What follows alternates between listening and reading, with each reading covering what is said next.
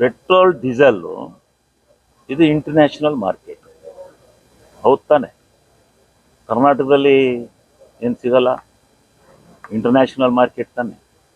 International ಮಾರ್ಕೆಟ್ನ ಮಾಡುವಂಥ ಜವಾಬ್ದಾರಿ ಕರ್ನಾಟಕ ಸರ್ಕಾರಕ್ಕೈತ? ಇದು ಕೇಂದ್ರ ಸರ್ಕಾರದ ಜವಾಬ್ದಾರಿ. ಯುದ್ಧ ಪ್ರಾರಂಭ ಆಗಿ ಎಷ್ಟು ದಿವಸ ಆಯಿತು? ಸ್ವಾಮಿ? ನಿಮಗೆ ಕೇಂದ್ರ ಸರ್ಕಾರ ನಡೆಸುವಂಥವ್ರಿಗೆ ಪೆಟ್ರೋಲಿಯಂ ಪ್ರಾಡಕ್ಟ್ಸು ನಮ್ಮದು ಕರ್ನಾಟಕದ ಜನಕ್ಕೆ ನಾವು ಕೊಡಬೇಕು, ಸಮರ್ಪಕವಾಗಿ ಕೊಡಬೇಕು ಅಂತಕ್ಕಂಥ ಜವಾಬ್ದಾರಿ ಬೇಡ? ನೀವು ಅನಿಲನ ಎಲ್ಲನೂ ಪೆಟ್ರೋಲಿಯಂ ಪ್ರಾಡಕ್ಟ್ಸನ್ನ ಸ್ಟಾಕ್ ಮಾಡಬಾರ್ದ? ಎಷ್ಟಿದೆ ನಿಮ್ಮ ಹತ್ರ ಪೆಟ್ರೋಲಿಯಂ ಪ್ರಾಡಕ್ಟ್ಸ್? 14 ವರ್ಷದಿಂದ ಬಂಡ್ಲು ಬಿಟ್ಕೊಂಡು ತಿರುಗ್ತಾ ಇದ್ದೀರಲ್ಲ, ಎಷ್ಟು ಸ್ಟಾಕ್ ಮಾಡಿದ್ದೀರಿ? 6 ತಿಂಗಳಿಗಾಗೋಷ್ಟು ಐತೆ ನಿಮ್ಮ ಹತ್ರ. ಅಲ್ಲಿ ತರಬೇಕು, ಇಲ್ಲಿ ಜೀವನ ಮಾಡಬೇಕು. ಸ್ಟಾಕ್ ಮಾಡ್ರಿ, ಅದಕ್ಕೆ ಹಾಕ್ರಿ ಬಂಡವಾಳನ. ಯಾವತ್ತಿದ್ರೂ ಟ್ರಂಪ್ ಅಂತವ್ರು ಇದ್ದೇ ಇರ್ತಾರೆ, ಇಡೀ ಪ್ರಪಂಚನ ಇಟ್ಕೋಬೇಕು ಅಂತ ಹೊಂಟಿರ್ತಕ್ಕಂಥ ಸಾರ್ವಭೌಮರು ಇರ್ತಾರೆ. ಅವ್ರ ಮಧ್ಯದಲ್ಲಿ ನಾವು ಜೀವನ ಮಾಡಬೇಕು ಅಂದರೆ ನಮಗೆ ಅತಿ ಅವಶ್ಯಕವಾಗಿ ಗ್ಯಾಸು ಕೊಟ್ರಿ. ಜನಕ್ಕೆಲ್ಲ ಸೌದೆ ಹೆಸರು ಗ್ಯಾಸಿಗೆ ಬಂದರು, ಗ್ಯಾಸು ಅಂತ ಕುಣಿ ಇದು ಮಾಡ್ತಾ ಇದ್ದಾರೆ. ನಾಗರಿಕತೆ ಬೆಳೆದಿದೆ, ವೈಜ್ಞಾನಿಕವಾಗಿ ಬೆಳೆದಿದೆ.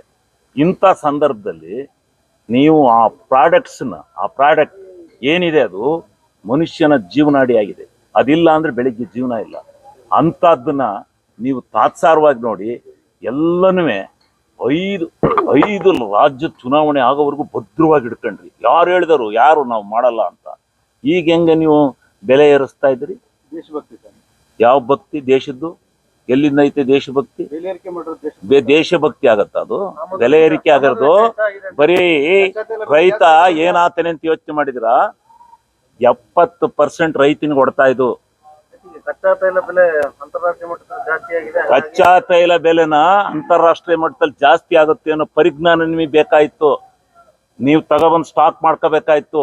ನೀವು ಇವತ್ತು ಯೋಚನೆ ಮಾಡ್ತಾ ಇಲ್ಲ, 14 ವರ್ಷ ಆಯ್ತು ನೀವು ಬಂದು ಅದ್ರ ಬಗ್ಗೆ ಚಿಂತನೆ ಮಾಡಿದಿರಾ? ಈಗ ಯುದ್ಧ ನಡೀತಾರೋದ್ರಿಂದಾಗಿ ಆಮದು ವೆಚ್ಚ ಎಲ್ಲ ಜಾಸ್ತಿ ಆಗಿದೆ. ಆಮದು ವೆಚ್ಚ, ಯುದ್ಧ ನಡೆಯೋದು ಅದು ಸಪ್ರೇಟ್ ಬಿಡ್ರಿ, ಯುದ್ಧದ ಆಮೇಲೆ ಬರೋಣ.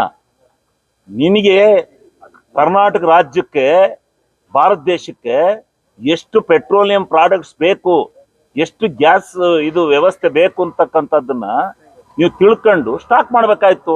ಹೋಗಿ ಎಲ್ಲ ರಾಷ್ಟ್ರದಲ್ಲೂ ಒಂದೊಂದು ವರ್ಷಕ್ಕಾಗುವಷ್ಟು ಸ್ಟಾಕ್ ಇಟ್ಟಿರ್ತಾರೆ.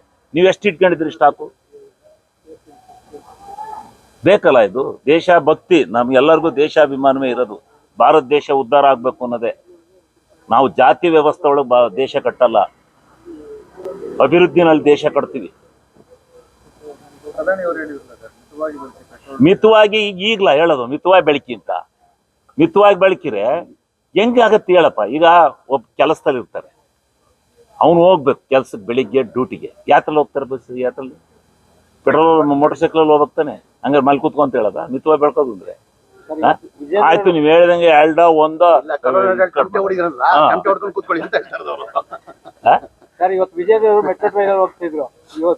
ಅವೆಲ್ಲ ಸ್ಟಂಟು, ಪೊಲಿಟಿಕಲ್ ಸ್ಟಂಟ್ಗಳಿಗೆ ಹಂಗ್ ಮಾಡ್ತಾರವ.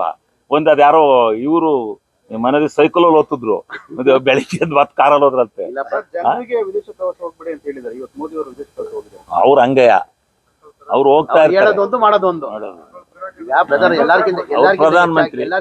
ಪ್ರಧಾನಮಂತ್ರಿಗಳು ಇವತ್ತೆಲ್ಲ ಇದೆ ಇದೆಯಲ್ಲ, ಇದು ವಾರ್ ನಡೀತಾ ಇದೆ, ಅದೆಲ್ಲ ಇದೆ ಒಡ್ಕೊಂತೀವಿ. ಇದಕ್ಕಿಂತ ಮುಂಚೆ ಈಗ ಮನಮೋಹನ್ ಸಿಂಗ್ ಇರುವಾಗ ಇಂಟರ್ನ್ಯಾಷನಲ್ ಬ್ಯಾರಲ್ ರೇಟಿಗೆ ಎಷ್ಟಿತ್ತು? $140 ಇತ್ತು. ಅವಾಗ ರೇಟ್ ಎಷ್ಟು? ಡೀಸೆಲ್ದು $59 ಇತ್ತು. ಎಷ್ಟು ಡಾಲರ್ ಎಷ್ಟಿತ್ತು? $140. ಈಗ ಎಷ್ಟಾಗಿತ್ತು? ಪ್ರಧಾನಮಂತ್ರಿಗಳು ಬಂದಾದ್ಮೇಲೆ, ಮೋದಿ ಅವ್ರು ಬಂದ್ಮೇಲೆ ಎಷ್ಟಾಯ್ತು? $71 ಆಯ್ತು. ಈಗ ಎಷ್ಟಿದೆ ರೇಟ್? ಅಲ್ಲೇ ವ್ಯತ್ಯಾಸ ನೋಡಿ ನೀವು. $140 ಇರುವಾಗ $59 ಇತ್ತು. ಈಗ ಎಷ್ಟಿದೆ? ಈಗ 2014 ಎಷ್ಟಾಯ್ತು? 15 ಎಷ್ಟಿತ್ತು? $71-72 ಆಯ್ತು. ಕಡಿಮೆ ಇತ್ತಾನೆ, ರೇಟ್ ಕಡಿಮೆ ಮಾಡ್ಬೇಕು ತಾನೆ. ಎಷ್ಟಿಟ್ಟಿದ್ದಾರೆ? $100 ಮಾಡಿದ್ದಾರೆ. ಗ್ಯಾಸ್ ರೇಟ್ ಏನಿತ್ತು ಕಾಂಗ್ರೆಸ್ ಸರ್ಕಾರ ಇರುವಾಗ? $400 ಇತ್ತು. ಇವತ್ತು ಎಷ್ಟಾಗಿದೆ? ಇದೇ ವ್ಯತ್ಯಾಸ. ಕಾಂಗ್ರೆಸ್ಗೂ ಬಿಜೆಪಿಗೆ ಇದೇ ವ್ಯತ್ಯಾಸ. ಅರ್ಥ ಆಯ್ತಾ?